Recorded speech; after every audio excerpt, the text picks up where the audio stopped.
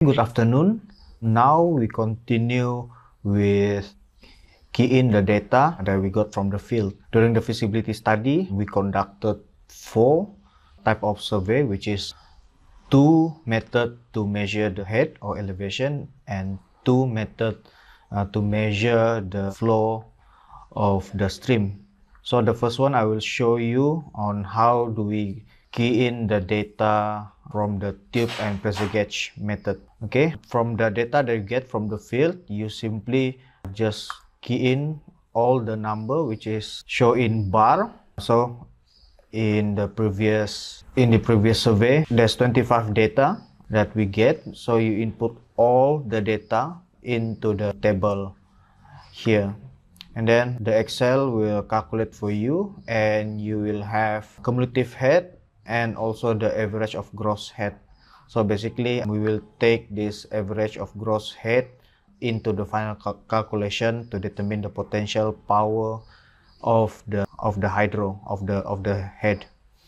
And then the second one is total station, but in the Excel it shows Theodolite. It's still the same, and using Theodolite surveying method, same tube and pressure gauge method, where you just simply put in the amount, the value of height that you get from the field into the table as shown. So we will get the average gross head.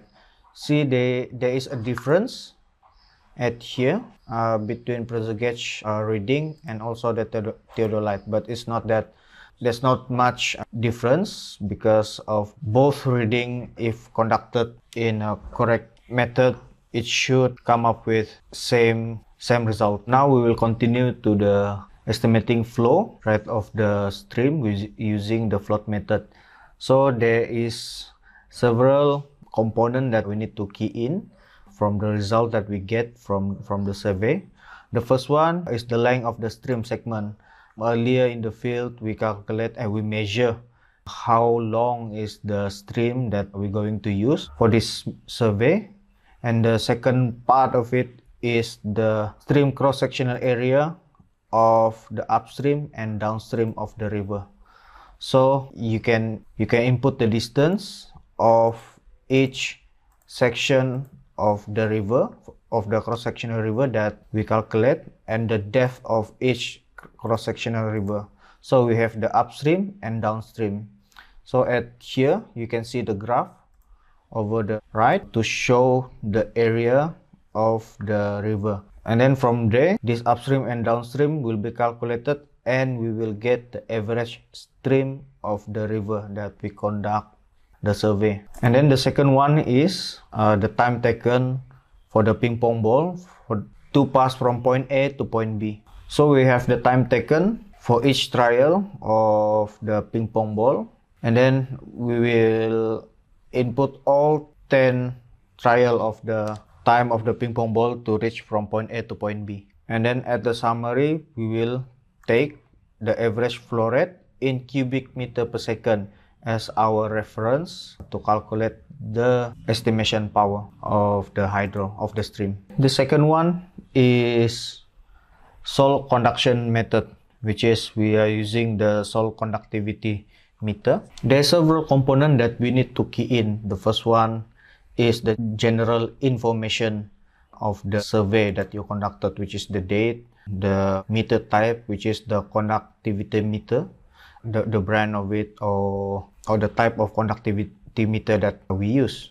The third one is the amount of salt that has been diluted into the river during the test is taken, which is 100 gram for the previous test, and also the water temperature. And don't forget to change the time interval, because this time interval will affect on the flow rate that has been measured. So we have here the summary result, which is mass of salt, and then we have the number of data point, baseline conductivity, sum of reading, effective area, and also the flow rate, which is the final result of this test. But before that, we need to key in conductivity meter reading.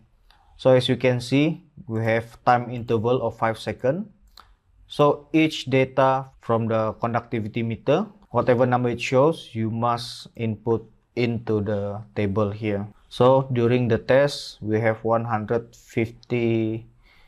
second of time interval for the salt dilution to finish in the river. And then from here, after you tabulate all the data, after you input all the data, you will get the average flow rate also in cubic meter and liter per second. So after you input all of that, you can get the estimated power of the stream that you survey. So for the head calculation, we have tube and pressure gauge, Theodolite or total station.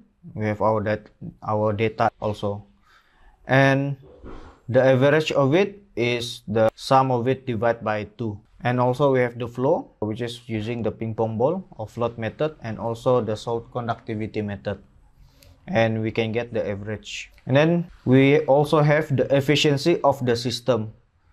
So we never put 100% of the civil work, penstock, turbine, generator, and transmission line.